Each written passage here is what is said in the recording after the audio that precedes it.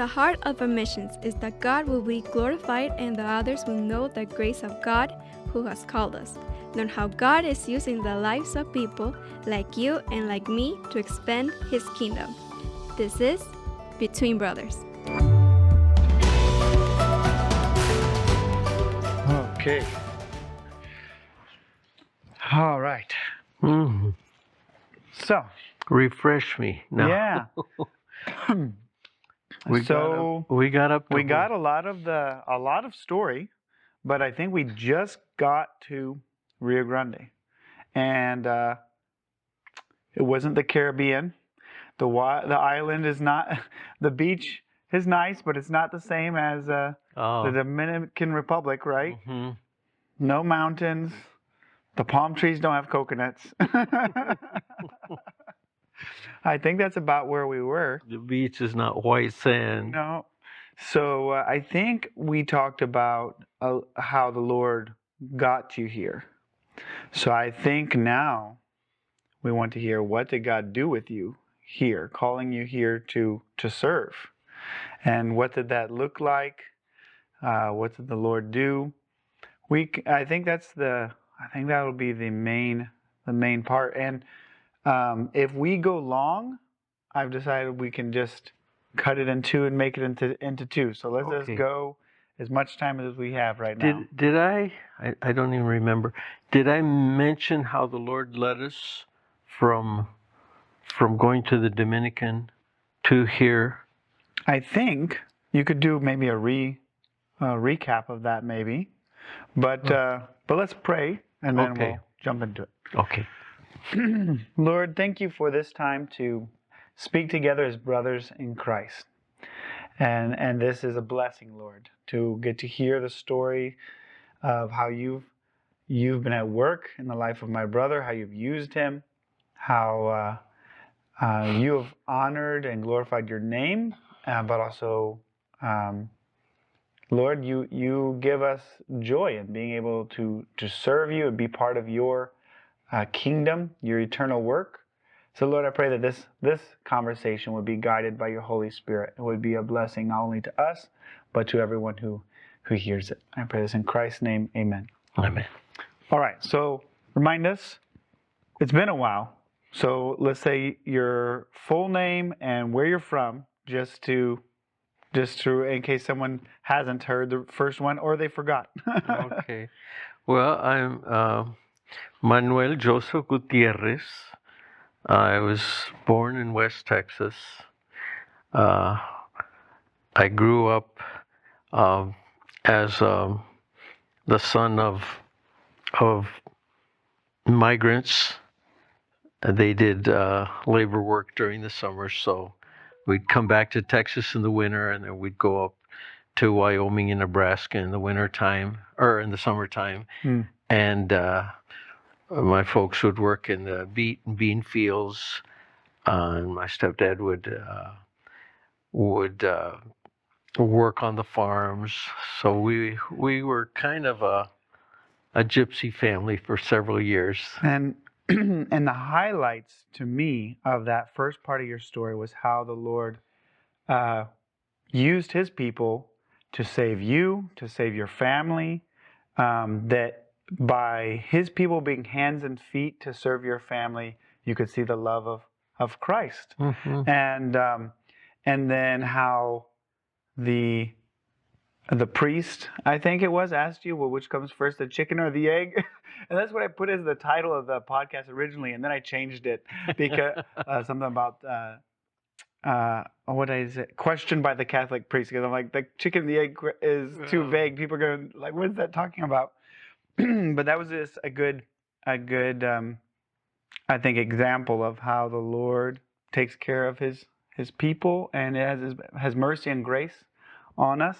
So, but now I do really want to hear about your years at Rio Grande.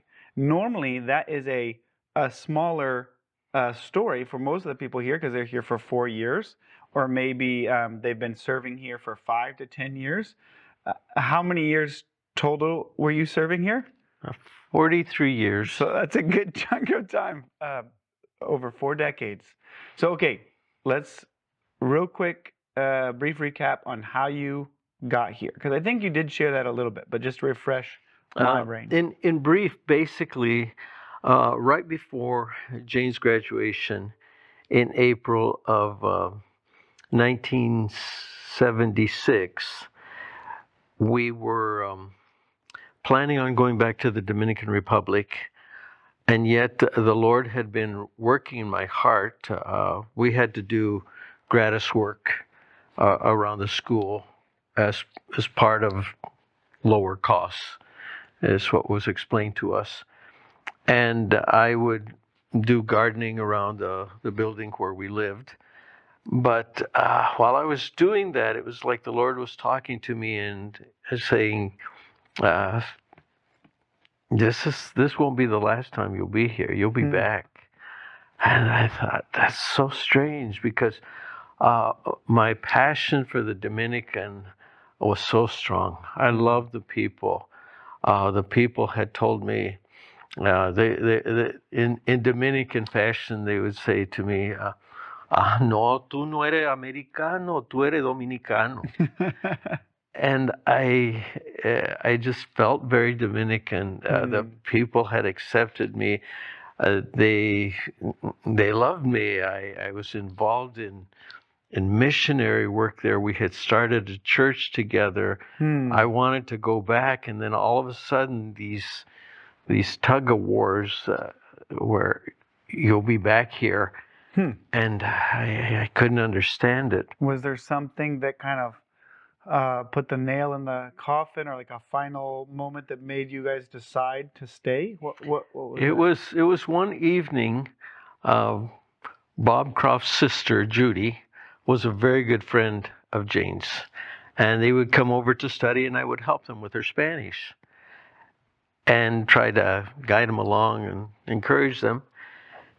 And one evening, they were visiting and they were studying, and Judy would always tease.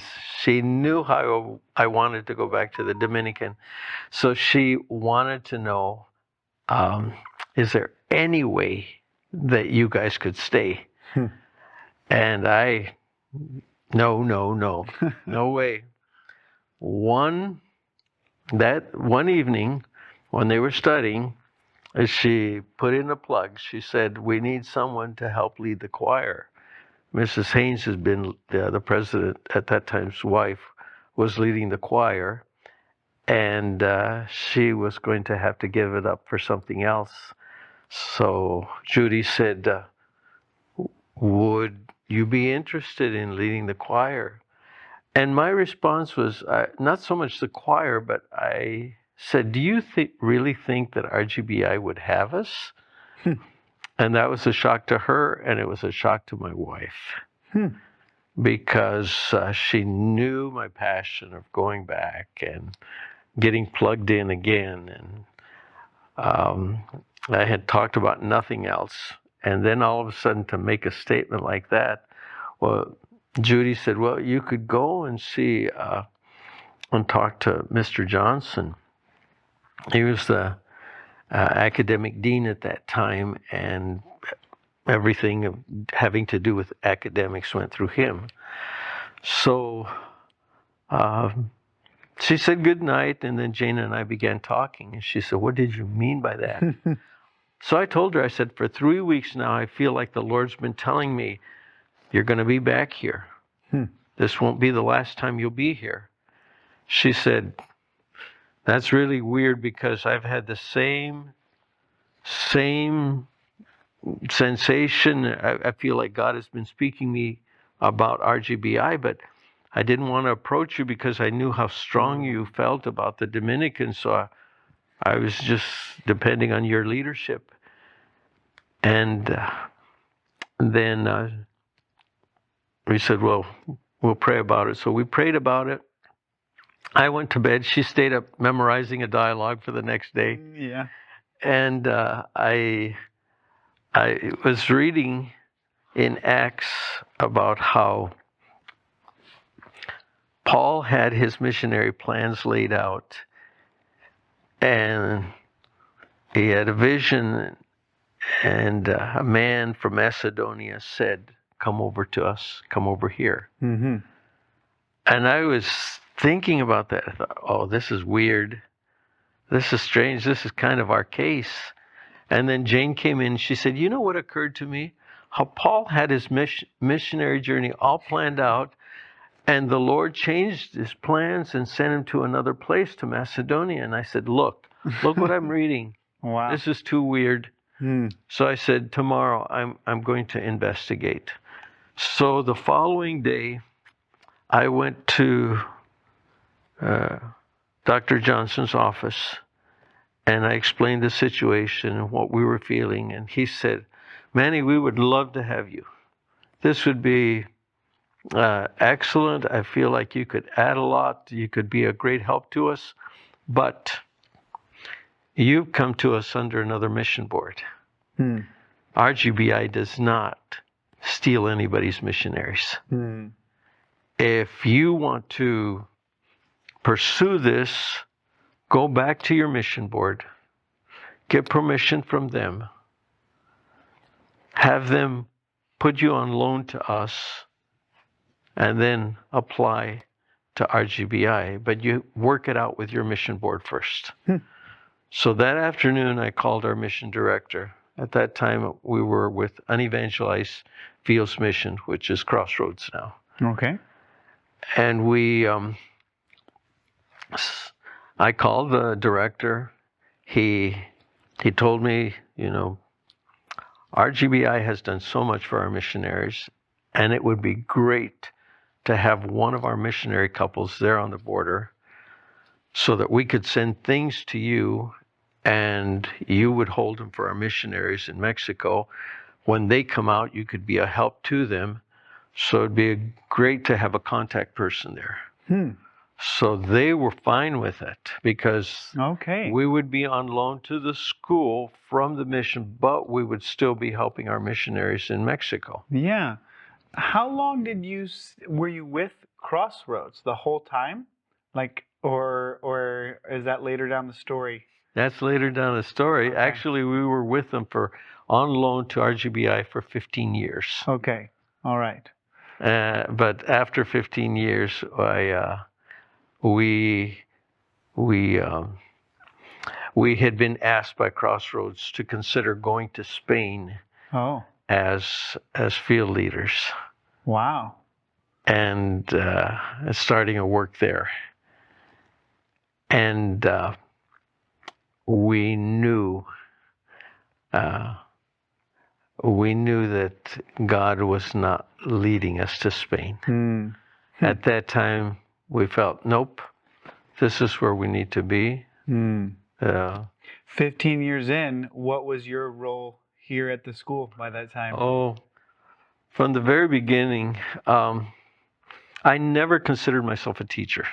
Oh. That's funny because that's what I consider you to be. Yeah, because I was your teacher.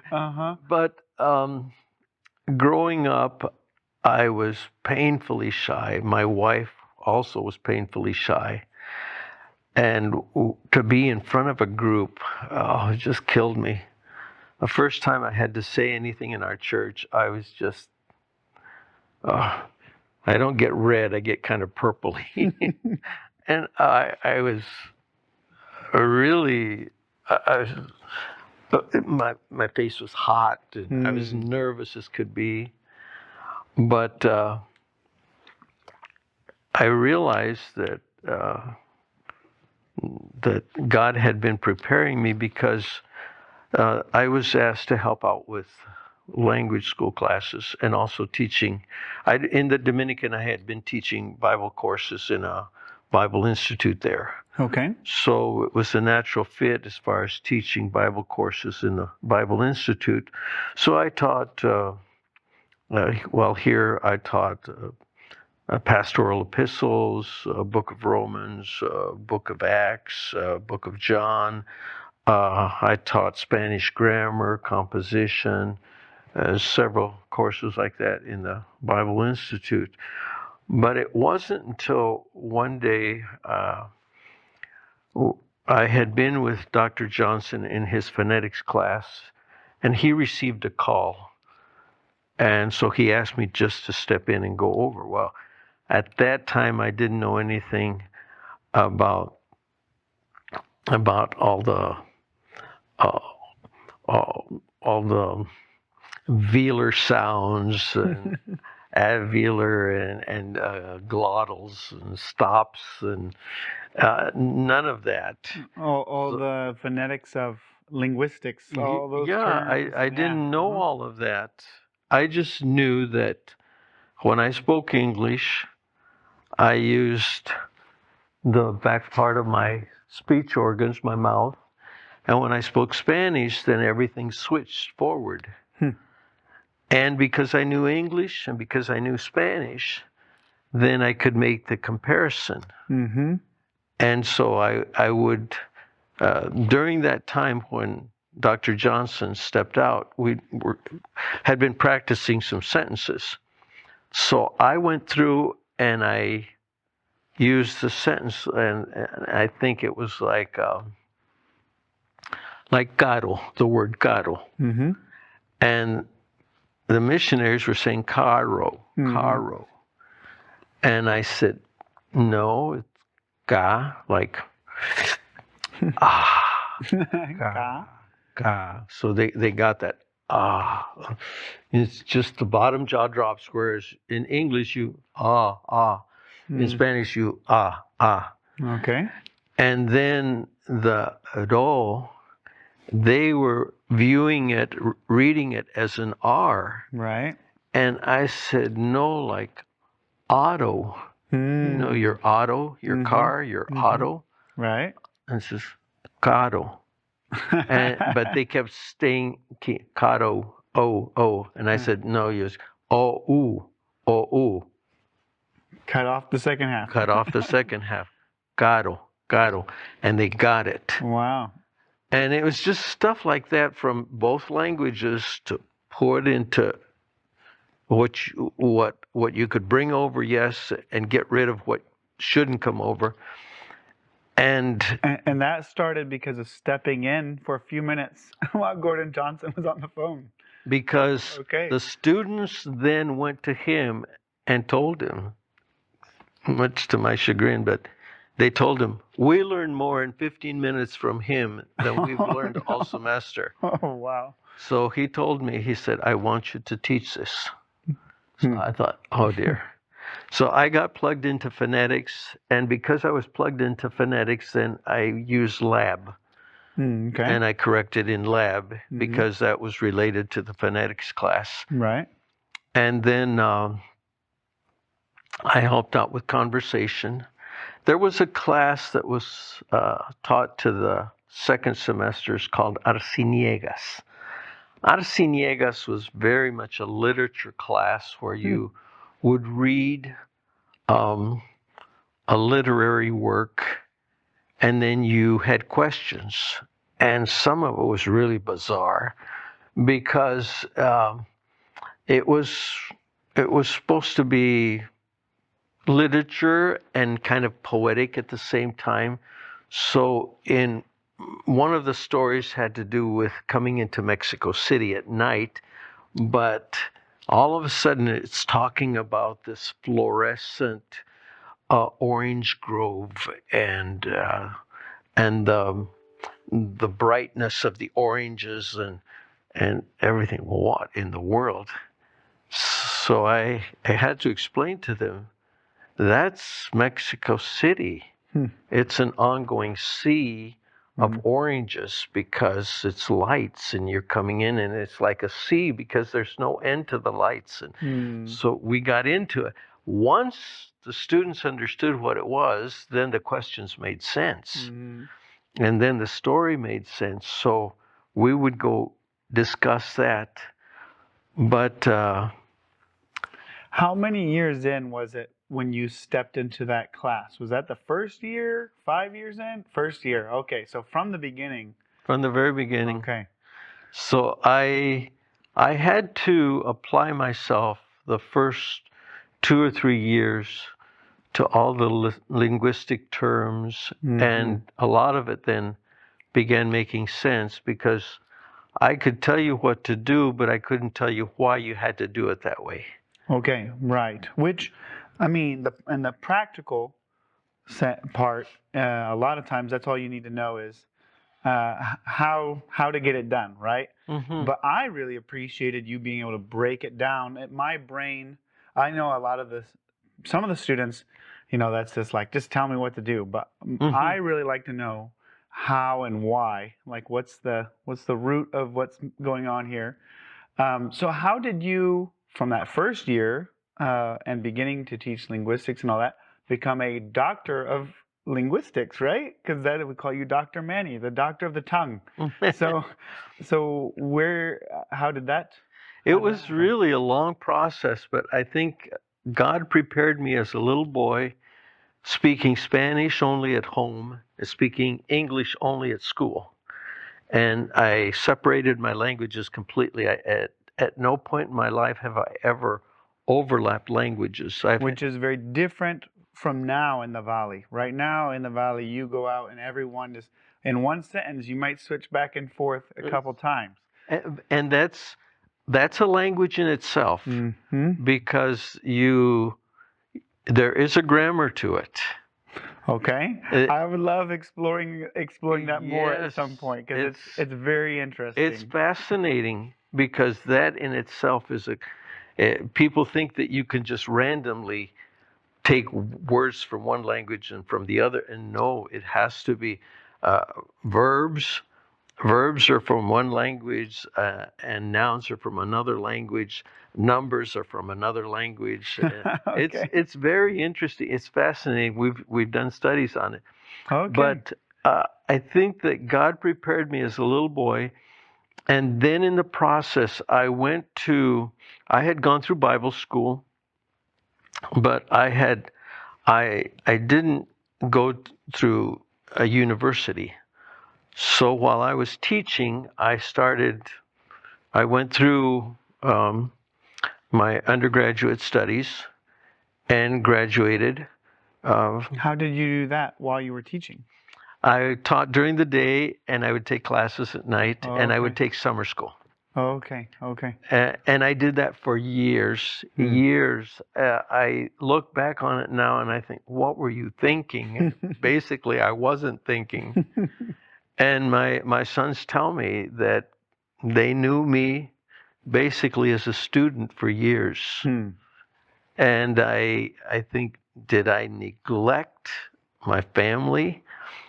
You begin to feel guilty about it. But now that my sons are adults and we can speak as adults, they viewed me as an example for them to stick with it, to keep doing it. And because we lived on campus, I'd have class in the morning, I'd come back at home, and we'd have a meal at home. So it was, the family was still intact. One thing that my wife insisted on is that we always have our meals together. And rarely was I not there for a meal.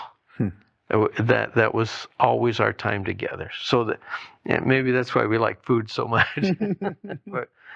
But I would study in the evenings, and as I was studying, I realized that the things that I was studying, I had already been practicing here.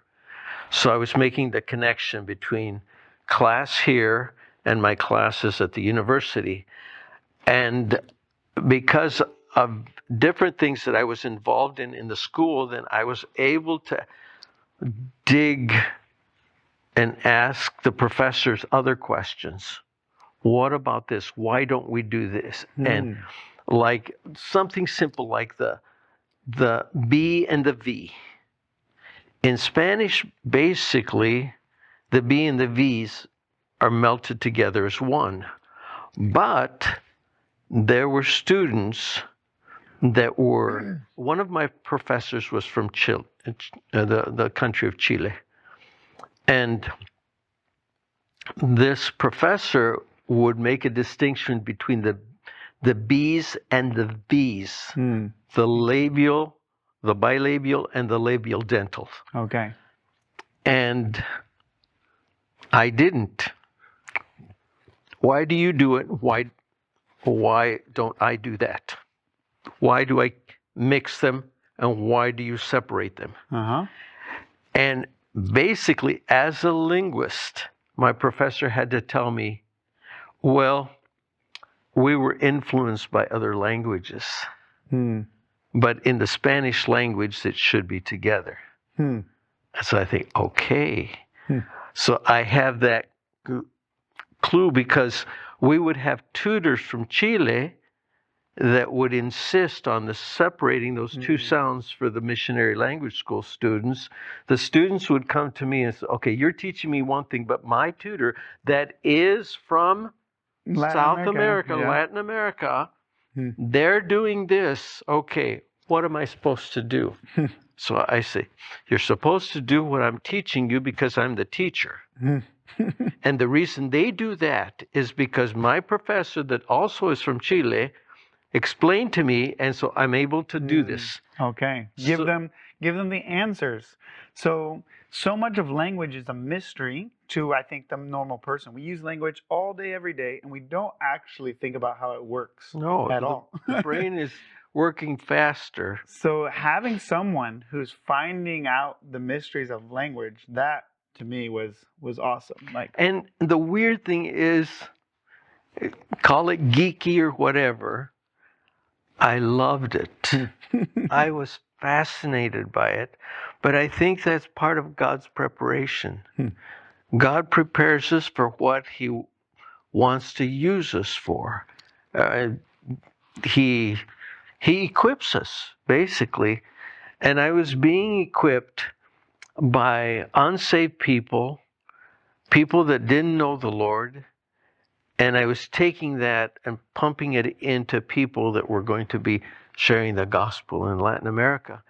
And even just this past week, I received an email from one of our former students. I taught him back in the early 90s.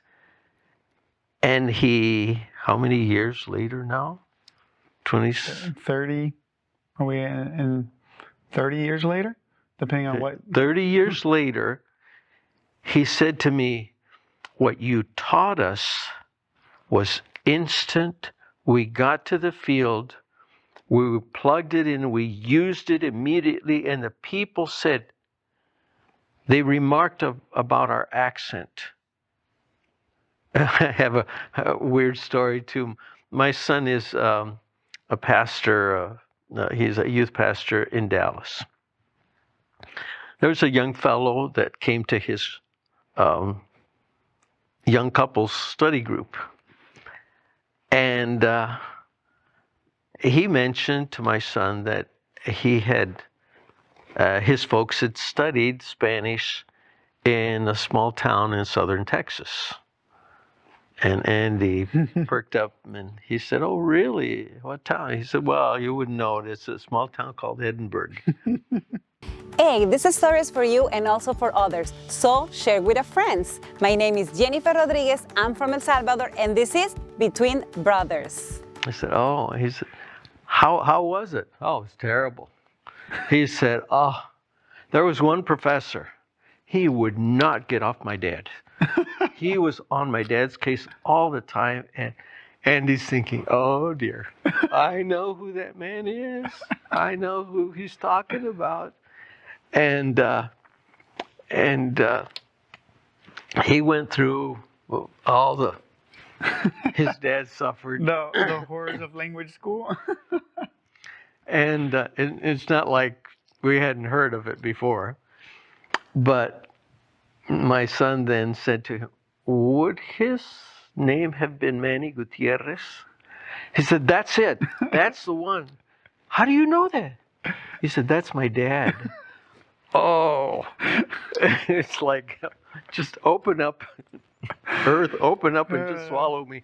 He went home and he shared that with his dad. He said, Dad, you'll never believe what I did today. And then I get an email from his dad. He said, I want to thank you so much because you told me the reason you were so hard on me was because I looked. He's of Italian background, but he looked so Latin that I said, people are going to expect a lot more from you because you look the part. If you didn't look the part, then they wouldn't be expecting it. But you look the part, so they're going to expect that from you.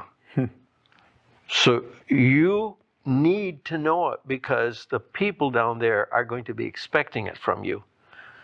He said, you were so hard on me, but I can't thank you enough. Because when I got to the field, and I guess through his Italian background too, he must have had, and he had an ear for it. He did so well that people would ask him, what part of Mexico are you from?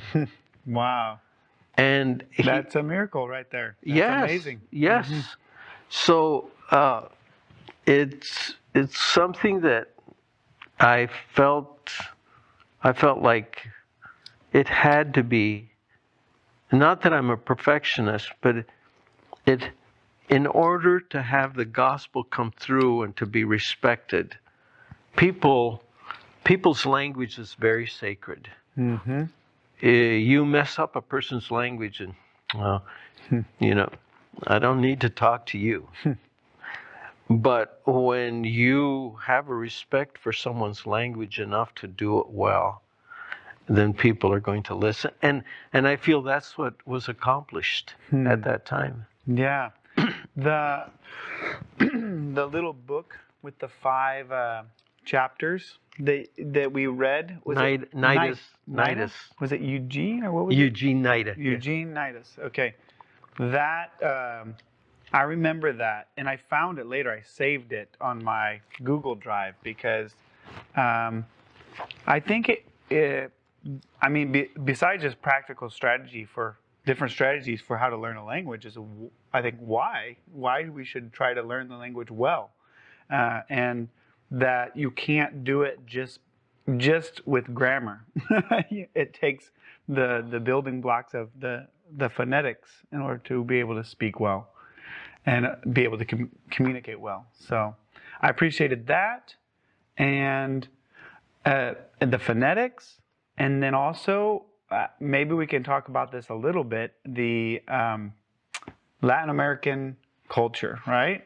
Latin American culture, that class has never been the same since you retired. And because you didn't approach it as, well, this is how the train station works, this is how this is how you buy fruit. It was very much more trying to get to the roots of how the Latin American culture works. And that's something that really fascinated me, and I appreciated for sure. How did you go about, maybe to start, how did you go about building that?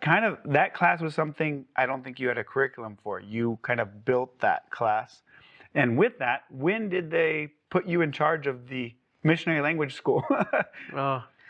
I had been working on my undergraduate studies, and it took me 5 years, bit by bit, and I'd go full tilt in the summertime and try to catch up then. But it took me 5 years. After 5 years, then I graduated with BA in language and in Spanish. And then I was given a stipend to study at Ohio State from the local university here. There were 2 English students and 3 Spanish students that were awarded a stipend from Ohio State, and I happened to be one of them. Okay. So I went to Ohio State. I took a sabbatical from studies, from teaching here, and I went to Ohio State for a year. Okay. To study in the master's program. So you moved. So we moved. What, for a year? Yes. Wow. Okay. And it was so neat because I'd study and come home, and it was during that time that my oldest son accepted Christ. We had devotions at night together.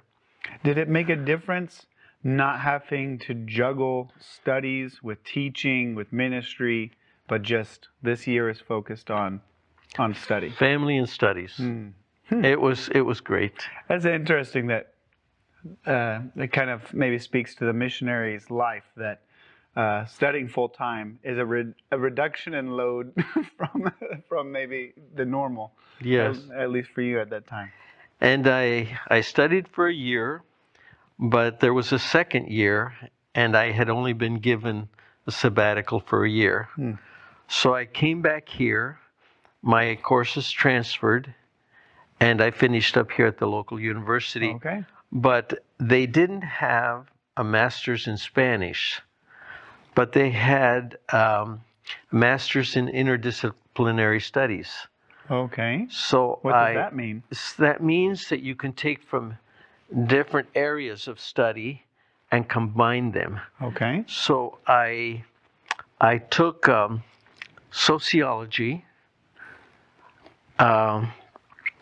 English as a second language, okay, and Spanish, and combined them because they're all related, interrelated. And that would have prepared me for being a social worker in this area because of both languages, and also language development was involved in that. So I learned a lot about children that may have speech impediments, and that helped me. During that time, I also tried to help out my income by testing at the university, giving tests. Okay. And I was put in with special needs individuals. So I learned many different techniques about giving tests, and I began to apply them. We had individuals that had dyslexia, and their letters would turn around. So I learned to make a long little cut in a paper, and so that the letters would not get all jumbled. It was just, our students were just looking at that. So when phonetics class came around and they had to read and read out loud, then they had their sheet. Okay. Then we also had some individuals that somehow the letters would not come out. So I learned to take an amber colored paper and put the lettering on not a white sheet, but a beige type color. Okay. And that brings it out even more so. Or take just a plastic sheet with yellow and put that over it. And just those little tricks helped out different students. So I would say, try this. Oh, okay, that helps. So just different tricks like that. So I was learning while I was working, but it was just God putting me there at the right place so that I could take stuff and apply it. So I was gleaning different things. But back to your question about, with a Latin American orientation class, I took several sociology classes that had to do with the history, had to do with people's backgrounds, had to do with our backgrounds and why we respond, why we react the way we do to different situations. And I began to see a pattern historically and the way we've repeated throughout generation after generation different mistakes. Mistakes, that's the way we were taught. We talk about men being the machos, but basically the Spaniards came, they took on families in the New World, they had a family in the Old World. It was accepted that the man then kind of had two families, and this came into our history. And then the idea that then the fathers would go back to Spain, mothers stayed here with the children. The mothers had to administer, the mothers had to raise the kids kind of on their own, kind of like single mothers.